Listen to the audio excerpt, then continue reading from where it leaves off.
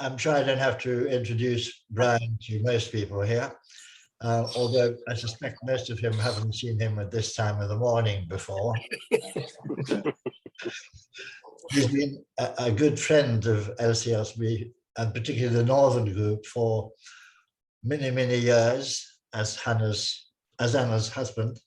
And his probing comments from a Jewish perspective and his pertinent questions of these Northern Group have amused and entertained us and informed us really well. So we're really looking forward to what you have to say to us this morning, Brian. Over to you. Good morning, all.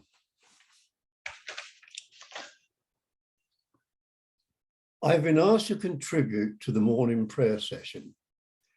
Most of you will know me, Brian Franks, as a Jew, so you may be A, surprised at that, and B, wonder what I can contribute to a basically Christian community. Well, firstly, I'm involved with the LCSB from before its inception, mainly because I wanted to know what this place, Worth Abbey, had to offer this girl I was interested in. I was initially attracted to her because she exhibited all those human elements that I grew up with, and found that as a Christian, she was following the teachings of Jesus, who of course was teaching his world those values he grew up with. I could tell or even show you of my, that is to say, observant Jews, morning ritual in the home. But that would take longer than I'm expected to take on this piece.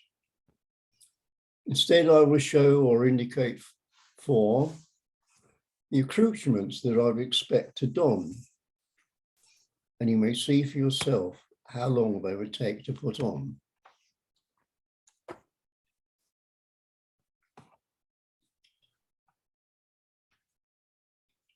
This is the morning shawl, and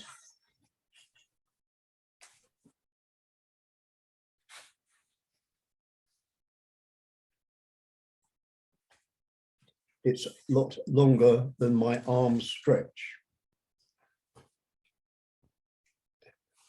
It's relatively easy to put on, of course. You say it with, of course, the appropriate prayer.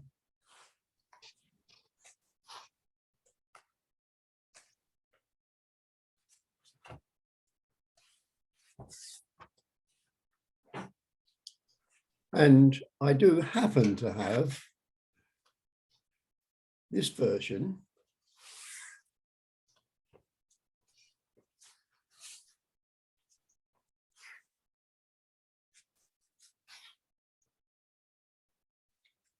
Slightly smaller, as you can see, for a younger male. Now, as well as that, one would always have your head covered, because you should always have your head covered in respect, or if you mention the name of God. And of course, you could be mentioning the name of God any time of day, so that the Orthodox Jews will always have a head covering of one sort or another. I, as you may know, don't habitually wear it. The other thing that one wears in the morning is a long strap that has a little lozenge on that contains a parchment passage, originally a parchment passage from the Old Testament, the Torah. And this is placed against the upper arm, against the heart. It goes quite as long as this. So you can see how long it would take to wind round your arm. There is another strap piece with a similar lozenge which goes across your forehead. That goes 3 times round. And again, to actually do that for you would take so long that I would not be talking to you in all this session. The thing that is the important bit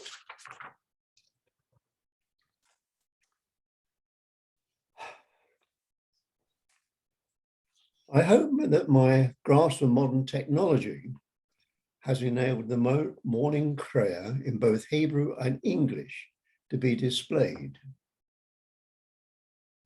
It hasn't. So far, it hasn't. That's because But the point being that there we are.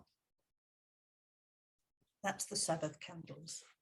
And this is for lighting the Sabbath candles, but you can see that the Hebrew goes from the right-hand side to the left-hand side, as distinct from our writing, and the translation, which goes the other way from the left to the right. And You're talking about the Sabbath. That is this lighting the Sabbath candles.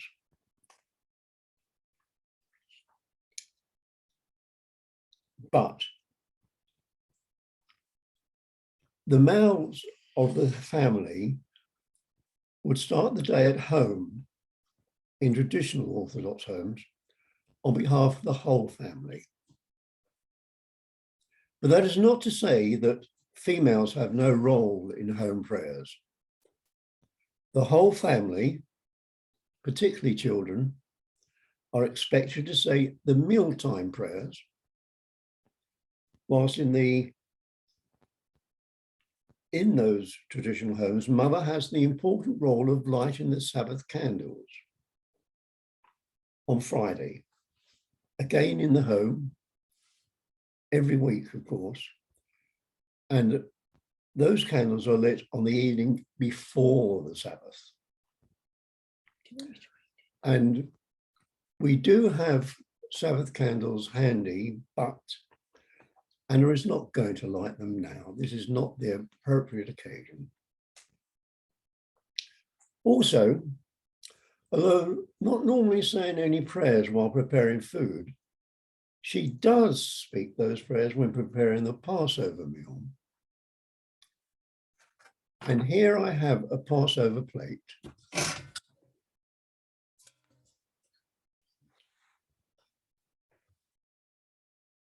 Can't see it very clearly. There we are. It's a reflection from the mirror. It has 6 portions on there showing those things that the Jews would have